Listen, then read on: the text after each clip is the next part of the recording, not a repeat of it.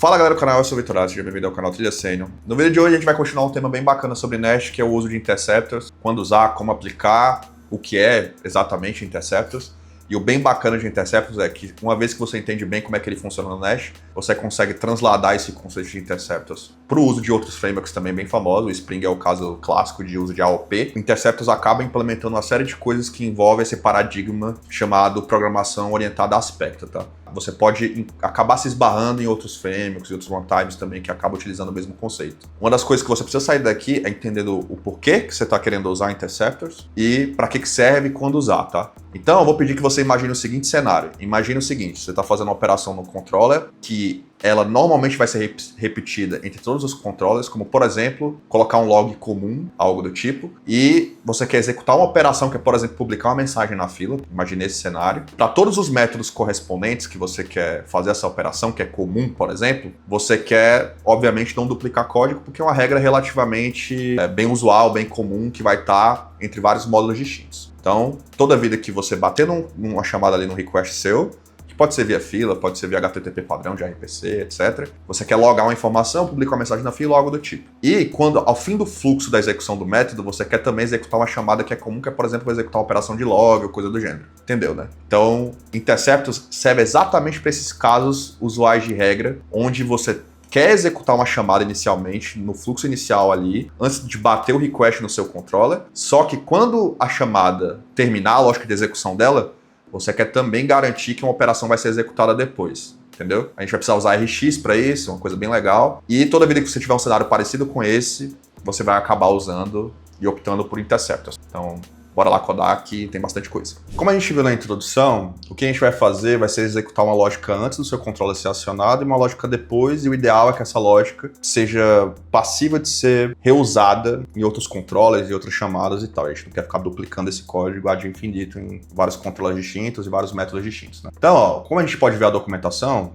Interceptor é inspirado, né, em AOP, não segue estritamente AOP, mas permite que você implemente várias das coisas que a técnica de AOP tem por padrão, né? E uma das coisas que eu falei na introdução foi essa, mas não é a única maneira de usar Interceptor. Você pode transformar, por exemplo, o resultado de um retorno de uma função, você pode transformar, né? E a ideia de transform aí é sempre porque é uma pipeline reativa funcional. Lembra que eu citei que Nest tem imbuído dentro dele programação funcional reativa, né? Com Reactive Programming e tal. Então, por isso, a ideia de Transformer, você pode estender o comportamento básico que uma função tem, dar um override nela, por exemplo, reusar o comportamento que foi estendido e aplicar outras operações em cima, né, que é esse caso aqui. E você pode, eu até falei antes aqui, né, você pode fazer um override na função, né, dependendo de especificidade de condições. Então, por exemplo, se você, dei um hit no cache, não faz sentido eu ir lá no banco, por exemplo, já que o hit foi dado no cache.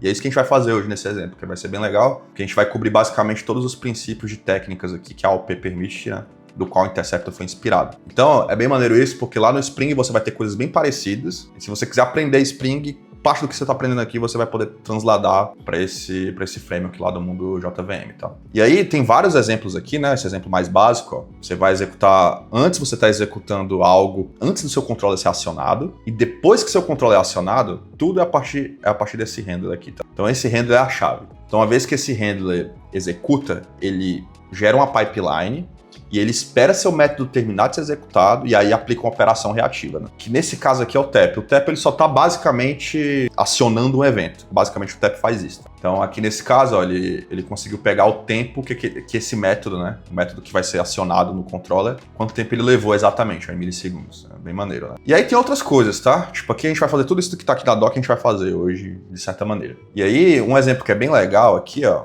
ele está transformando o resultado de um método, pode ser qualquer método aí, uma vez que você está interceptando esse request, e ele só está interessado depois que o fluxo foi finalizado sobre o qual o método foi chamado. Então, quando o método terminar de executar a lógica de negócio dele, ele vai transformar o esquema que veio dessa resposta. Então, perceba que aqui, galera, é muito maneiro, por quê? Porque você não precisa ficar colocando mapper todos os métodos possíveis que você vai ter no seu controller, né? E aí você pode deixar isso global, inclusive. E aí ele vai aplicar a transformação, não tem mutabilidade de estado nem nada. Ele vai só aplicar a transformação no esquema e todo mundo, por padrão, vai estar, né, seguindo essa regra aqui de transformar o esquema, tendo esse padrão como data. Então, o meu padrão dos endpoints aqui no meu Rash é isso. data dois pontos alguma coisa, por exemplo, para chamadas get, coisa do gênero. E aí, o que a gente vai fazer hoje, que é o cara mais complicadinho, ó, tem o caso do erro lá também, né, que você quer transformar a partir de um fluxo reativo, pegar o retorno, por exemplo, ali da sua função que retorna um erro e fazer uma operação em cima disso depois que o fluxo foi, né, executado. Então, cara, é muito maneiro isso.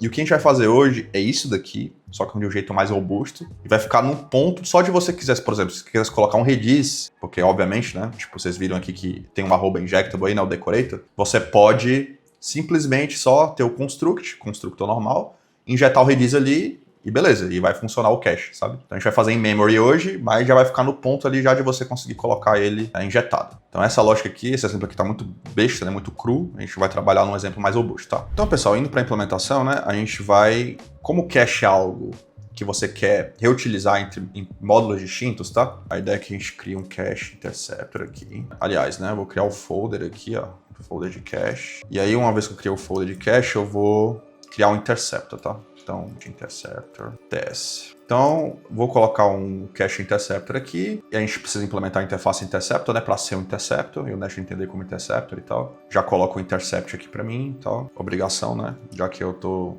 implementando a interface, eu vou precisar fazer um mapa que represente aqui uma estrutura de cache padrão em memory, né? Então a ideia é simular um redis, um main cache da vida ou algo do tipo, que dado a chave, eu coloco um valor lá dentro, né? Vocês vão entender como é que eu vou formar, inclusive, essa chave, tá? Vou dar algumas sugestões aqui, que pode ser usado, inclusive, com redis e tal. Então, beleza. Eu tenho aqui agora o contexto, tá, de execução. O que é esse execution context, tá? Ele é basicamente o cara que me permite pegar o contexto do request, tá? Posso fazer algo do tipo assim, ó, get request. E o que significa pegar o contexto de request? Significa interceptar o request. Por exemplo, eu vou bater num /search. Se eu bater num /payment, se eu bater em qualquer um desses métodos, antes de eu executar apropriadamente o método, né, daquele meu controller, eu vou pegar o contexto de todas as propriedades que estão em volta daquele request, tá? Que pode ser header, por exemplo, HTTP, pode ser o body, pode ser o que for, beleza? E aí é o seguinte, eu vou precisar, né, fazer o seguinte antes, tá? É checar, eu só vou executar essa regra de dar hit no cache se for um verbo HTTP get ali padrão. Se for post, etc., qualquer outro método HTTP,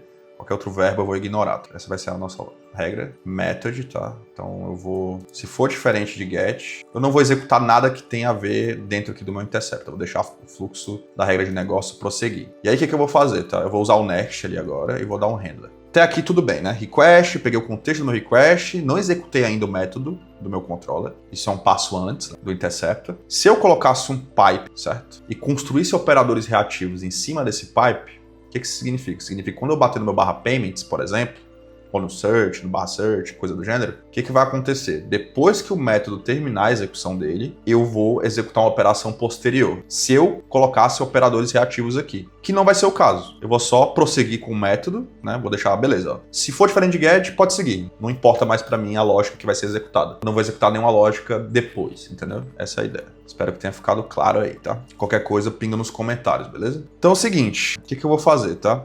Eu vou precisar de um user ID aqui. A gente vai considerar que o hit no cache é dado por algumas propriedades que vai formar essa chave no meu mapa. Que no nosso caso é o user ID, tá? E o nome da URL, né? A URL em si e o método HTTP. O user ID, o método HTTP e a URL formam a minha estrutura de key. A gente poderia pegar o user ID a partir do JWT padrão, coisa do tipo, né? Então aqui é mais para otimizar, a gente deixou marcado mesmo só para entender e facilitar. Eu vou ter um cache key e aí eu vou ter um generate cache key. E esse cache key eu vou passar o request para ele, HTTP, né? O contexto do request ali, como eu peguei antes pelo context, e vou passar o user ID. Com isso eu consigo, vou ter um método aqui, né? Privado mesmo, então deixa eu gerar um método aqui. E aí a gente vai formar via string mesmo esse hash, tá? Então essa estrutura da chave aí que vai ser a chave do meu mapa ali. Então o que a gente vai considerar? A gente vai considerar para esse mapa que a gente vai ter user ID, como eu falei antes, né? A gente vai considerar request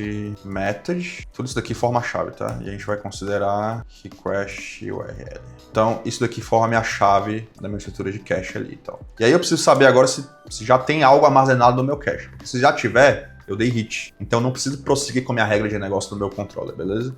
Então essa é a grande sacada. Então this cache key. Se eu dei o hit aqui no cache, eu posso fazer o seguinte agora, né? Então eu vou colocar um console log aqui. A gente poderia usar inclusive um log service ou algo do gênero, né? Que é só para debugar esse método também de qualquer modo. Então é mais só para ter um viés de log aqui. Então eu vou dar um cache hit for user, user ID, vou logar aqui que a gente tá, até tirar esse cara aqui, né? Template string. E aí é o seguinte, ó, a gente vai ter o user ID, tá? E a gente vai ter também o cache key. Beleza. Se eu der o hit, então o que eu vou fazer vai ser dar um of, que é um operador reativo, tá? Do RX. Então esse of é só para retornar, porque como é um observable esse cara, né? Na prática é um observable de N, então você tem que retornar a partir de operadores reativos, tá? Então se eu quero retornar a estrutura do meu cache, eu tenho que usar esse of aí. Então cache key. Então, beleza, ó, deu hit no cache, ó, para esse usuário, que pertence a essa chave, né? Então, eu vou só retornar o resultado para quem está chamando. Vai ficar mais claro também essa estrutura de cache quando a gente estiver debugando o método. E aí, se eu não dei hit no cache, então, né, então a gente pode fazer o seguinte, ó, a gente pode colocar aqui, né, cache miss for user, tá? User ID, e a gente vai colocar a chave aqui também, do mesmo jeito. Vou colocar até uma vírgula aqui, ficar bonitinho o log. E aí, o seguinte, não deu hit no cache, eu vou prosseguir agora com a minha regra de negócio, beleza? A gente vai colocar o next handler aqui, tá? Vou usar o pipe operator. Qual a ideia? A ideia é que eu tenho um tap aqui, né? Então tap. E aí eu vou fazer o seguinte, eu vou ter um data, tá? E a partir do meu data, eu vou construir o meu hit no cache a partir daqui, né? Então cache key. O que tá acontecendo aqui, pessoal? Qual é a grande sacada, tá?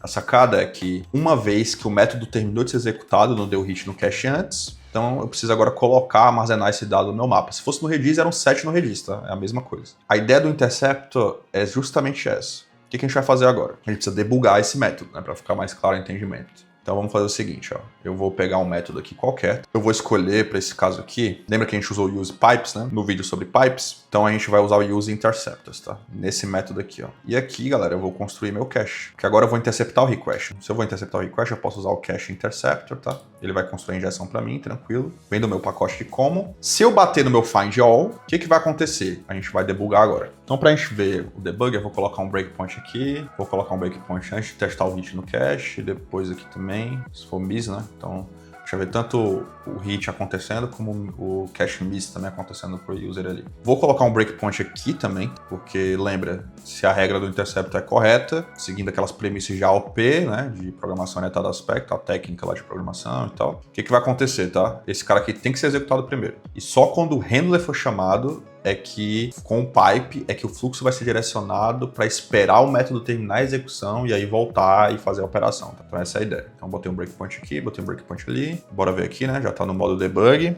Então vou deixar float esse cara. A gente consegue ver aqui debugando. Tá no /search ali, né? Então se a gente bater ali agora, beleza, cai no meu breakpoint.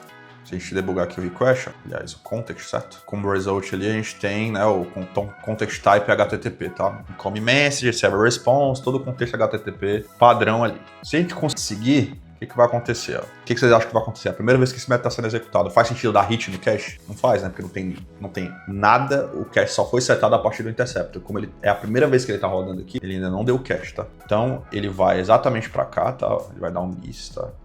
Aí, ó, cache miss for user. Se a gente olhar pro meu mapa, que é a minha estrutura de cache, né? Então, meu objeto está vazio. E aí, olha aí que interessante, tá? Ponto pipe aqui vai ser executado, beleza? Como ele está sendo executado, ele vai direcionar o fluxo lá pro search controller, ó. Olha lá. Então, tudo que a gente imaginou aconteceu. E aí, se a gente voltar de novo, ele vai voltar de novo pro interceptor, tá vendo? Então ele executou o fluxo, o handle pipe agiu com o operador reativo, né? E agora meu cache foi setado. Então, se a gente olhar no process console aqui, ó, cache miss for user 1, né?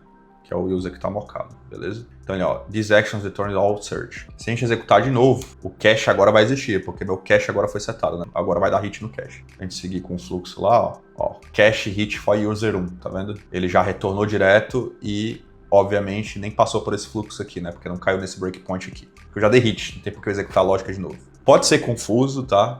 Mas se você repetir isso várias vezes, debugando e tal, você vai ver que vai ficar clara a ideia do interceptor. Use e abuse disso daqui, especialmente para cache, especialmente para estender, por exemplo, transformação de schema e tal. A galera aproveita pouco esse recurso de AOP no Nest, a galera do Spring é um pouco mais safa até, eu percebo. Galera, é isso, tá? Lá, cache hit for user, cache miss for user, né? Essa ideia de cache é bem bacana porque você consegue pegar bem a ideia de como os interceptors funcionam. Se não ficou claro, tem alguma dúvida e tal, pinga nos comentários, eu tento ajudar, tá? Todo mundo que posta dúvidas aí sabe bem disso, eu sempre vou lá, respondo e tal. Então tô aqui para ajudar vocês, beleza? Tamo junto, valeu!